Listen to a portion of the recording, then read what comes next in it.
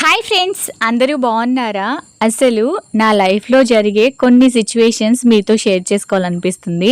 అసలు నాకే ఇలా అనిపిస్తుందా, లేదు అందరికీ లేడీస్కి అందరికీ ఇలా అనిపిస్తుందా అనేది నాకు అర్థం కావట్లేదు.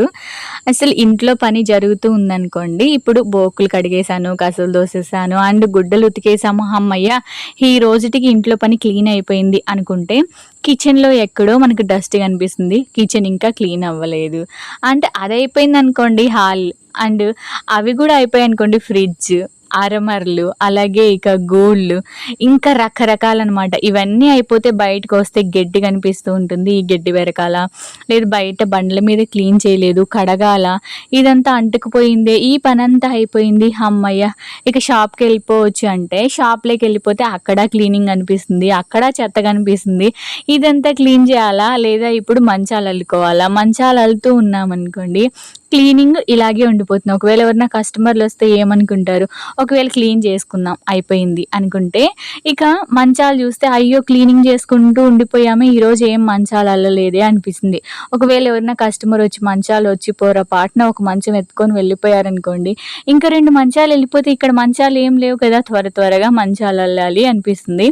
అక్కడి నుంచి మళ్ళీ ఇంటికి రాకముందే ఈరోజు ఏమన్నా కూర చేసుకుందామా, అన్నం చేసుకుందామా, అన్నం చేసుకుంటే ఏమన్నా వెరైటీగా చేసుకుందామా, వైట్ రైసా, సంగట, ఇవేమి వద్దా, దోశ, చపాతీయా, దీంట్లోకి ఏం కూర చేసుకుందాం, అమ్మో కూరగాయలు ఎత్తుకోమోవాలా, ఈ కూర ఏం కూర, ఈ కూర ఎంతసేపు పడుతుంది, ఇది బాగుంటుందా లేదా, ఇప్పుడు ఇది మనకు నచ్చుతుందా లేదా, ఓకే ఫైనల్లీ ఇంట్లో పిల్లలు అనుకోండి, ఆ పిల్లలకి ఏం నచ్చుతుంది, వాళ్ళు ముందు ఏం అడిగారు, అది ఇప్పుడు నేను చేసి పెట్టగలుగుతానా లేదా, దానికేం వస్తువులు కావాలి, అమ్మ బాబాయ్ ఇవన్నీ మొత్తానికి చేసుకొని తిని పడుకున్నామో లేదో లేండి. ఈ పడుకున్నప్పటి నుంచి మళ్ళీ రాత్రులు పొద్దున్నే లేసి ఏ పని ముందు చేయాలి, ఏ పని వెనక చేయాలి, ఇది క్లీన్ చేయలేదు, ఇది ఇలాగే ఉండిపోయింది, అది క్లీన్ చేయలేదు, అది చాలా రోజుల నుంచి పెట్టాను, ఇవన్నీ పక్కన పెడితే గుడ్డలు మడతేసేది ఉంటుంది చూడండి, అసలు అన్ని పనుల్లో ఆ గుడ్డలే ఆగిపోతూ ఉంటాయి. అమ్మో చాలా రోజుల నుంచి గుడ్డలు మడతేయలేదు, అవి మడతేసి పెట్టేయాలి. అవి మడతేసి పెడుతున్నాము అని ఫ్రీగా సంతోషపడే లోపల